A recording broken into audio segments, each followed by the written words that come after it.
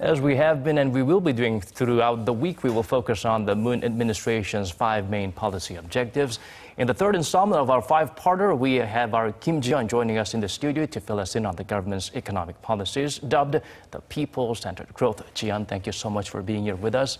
Now, I understand there are some key words involved. They're going to stay true to how they campaigned, and also there's a shift from the past. I think that applies to many of the policies that the Moon administration has in planned. You're certainly right. Under the so-called income-led growth strategy, the government pledged to address income disparities by boosting growth through job creation.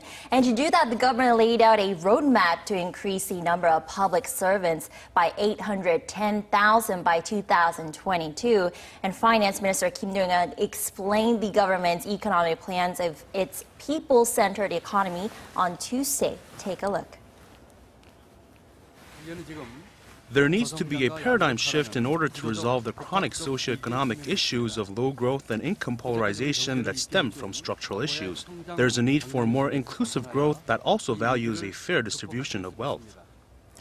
And it's not just about the numbers, but also about the quality of the jobs created, with the government saying they will try to reduce the average working hours and turn irregular workers into full-time employees. The government also plans to address the country's record-high youth unemployment by increasing the required proportion of young people public agencies have to hire from the current 3% to 5%.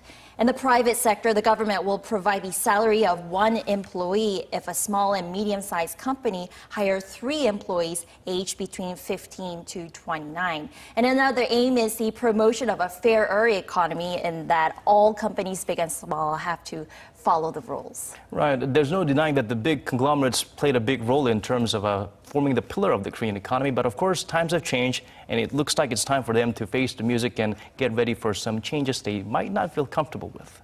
Yeah, it's totally right. But under the new administration, that's about to change. It's actually one of the government's plans to reform the so-called chaebols, currently dominated by family-owned chaebols, by allowing owners of subsidiary companies to sue the holding company's board of directors if they have committed illegal acts. Second, boosting the voting rights of small shareholders so that they could cast their votes for a member of the BOD as their delegate, someone they think could best represent them instead of being swayed by the chaebol family member. This on top of the government strengthening its monitoring of accounting fraud by increasing jail time for accounting offenses from the current 5 to 7 years to 10 years, while removing the $1.8 million cap on fines. And to improve consumer rights, the government will also make it easier for consumers to pursue class action lawsuits starting next year.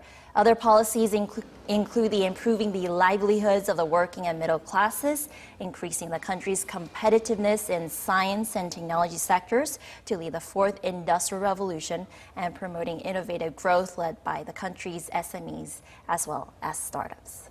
Great plans on paper, but of course it will require a lot of funding strategies when it comes to getting it done and delivering and executing on these plans. Right. Who's going to do all that without money, right?